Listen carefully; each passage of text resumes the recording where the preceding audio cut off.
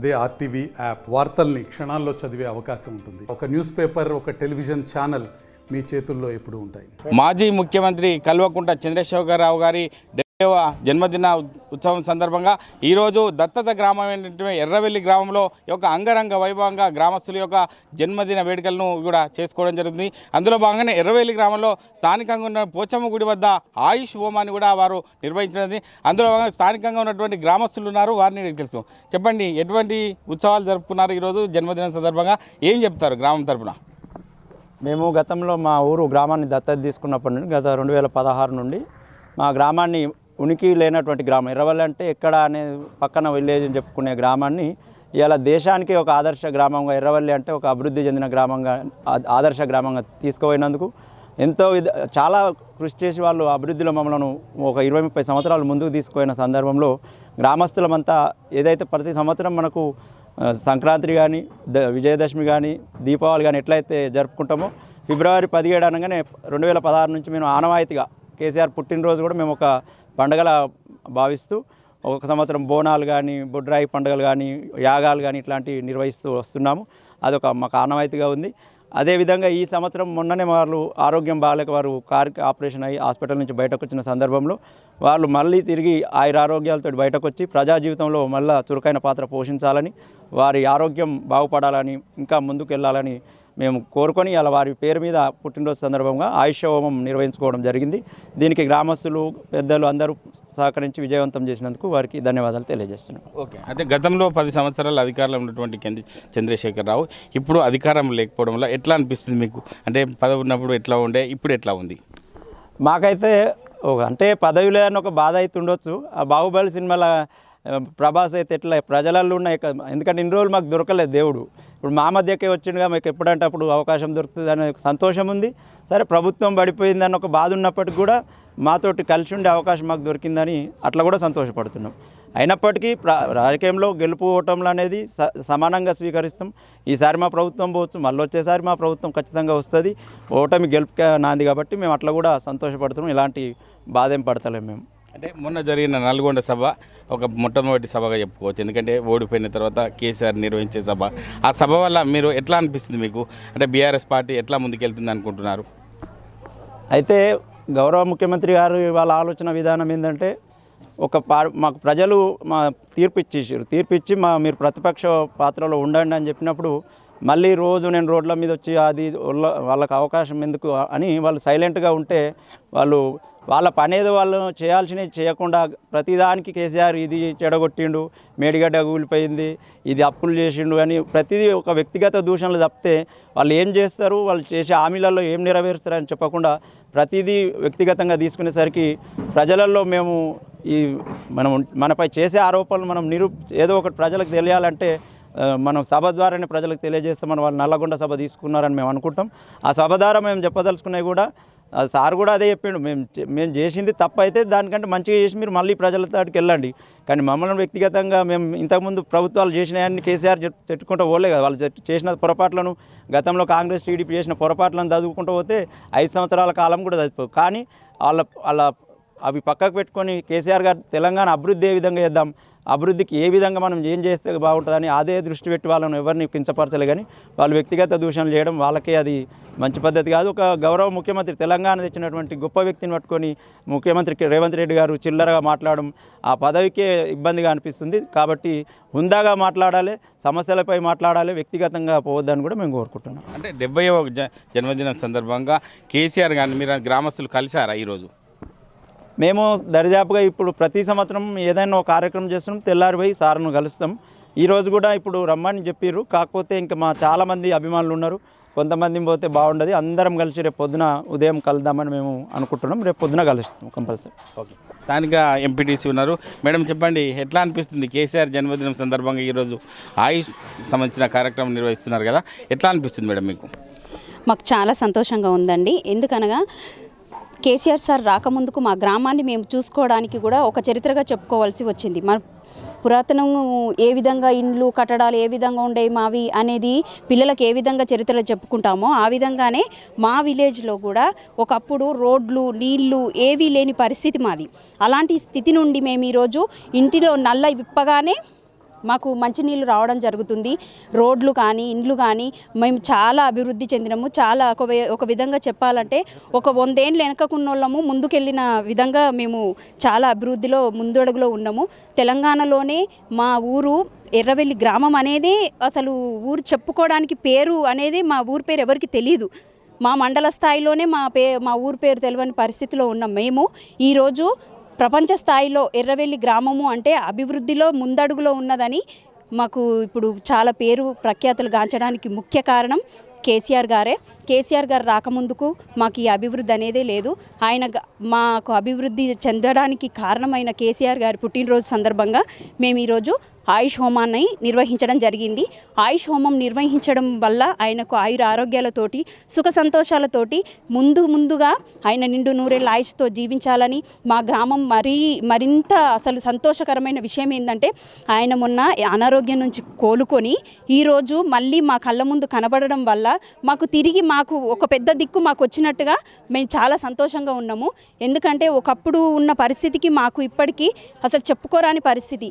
మా గ్రామంలో ఉన్న పెద్దలు కానీ పిల్లలు కానీ ఈరోజు చదువు విషయంలో కానీ ప్రతి ఒక్క వ్యవసాయం విషయంలో కానీ ప్రతి ఒక్క అభివృద్ధి విషయంలో కానీ మా ఊరు చాలా ముందడుగులో ఉంది. అలాగే ఇంకా చెప్పాలంటే కేసీఆర్ సార్ మాకు చేయడమే కాదు తెలంగాణకు కూడా చాలా అభివృద్ధి చేసిర్రు. అసలు ఆయన ఓడిపోవడానికి కారణము ఏదో అభివృద్ధి జరగలేదని ఓడిపోలేదు, అది అభివృద్ధి కాలేదని ఓటమి చవి చూడలేదు. అది ఎవరైనా సార్ని తప్పిపట్టడం ఎవరి వల్ల కాదు. అసలు అందరి మనసులో సార్ పైన మంచి గౌరవం ఉంది, కానీ ఆ గౌరవం ఉంది అనే విషయాన్ని ప్రజలు తెలుసుకోలేకపోతుర్రు. కానీ ఏది సార్ మీద కోపంతో ఎవరూ సార్నిది ఓడగొట్టలేదు. సార్ మీద పూర్తి గౌరవం ఉంది. కాకపోతే ఒక చిన్న తప్పుల వల్ల అది ఓటమి జరిగింది అంతే. కానీ ఇప్పుడు ఓడిపోయినా కానీ తర్వాత వచ్చే గవర్నమెంట్ మన బీఆర్ఎస్ గవర్నమెంటే అవుతుందని నేను ఖచ్చితంగా చెప్పగలను. ఎందుకనగా ప్రతి ఒక్కరిలో ఈ 3 నెలలు 6 నెలల కాలంలోనే ప్రతి ఒక్కరిలో ఒక భావన మిగిలిపోయింది. ఏ విధంగా అంటే అసలు మాకు సార్ ఉంటే ఇంకా ఏ విధంగా ఉండేదో, కానీ మేము అనవసరంగా ఓడగొట్టుకున్నామే అనే భావన చాలామందిలో ఉంది. సార్ ఓడిపోగానే కూడా మాలో మాత్రం అసలు చింతించదగ్గ విషయం ఏంటంటే మాకు అసలు ఒక పెద్ద దిక్కు దూరం అయిపోయిండు అని చాలా బాధపడ్డాం ఓడిపోయినప్పుడు. కానీ ఓడిపోయినా సరే కానీ సార్ ఇప్పుడు మాలో ఉన్నాడు, మా మనసులో ఉన్నాడు, మా ఇళ్ళల్లో ఉన్నాడు. అసలు మేము పొద్దున లేచి చూడగానే సార్ కంపల్సరీ మాకున్నాడనే ధైర్యం మాత్రం మేము ఎప్పటికీ కోల్పోలేదు. అందుకు నేను చాలా గర్విస్తున్నాను.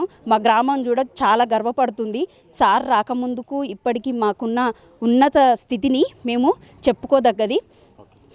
అంటే మీరు ఒక గ్రామస్తునిగా అంటే ఎర్రవెల్లికి సంబంధించి అంటే ఒక జన్మదిన సందర్భంగా మీరేం చెప్తారు కేసీఆర్ విషయంలో? నా పేరు బాలచంద్రము.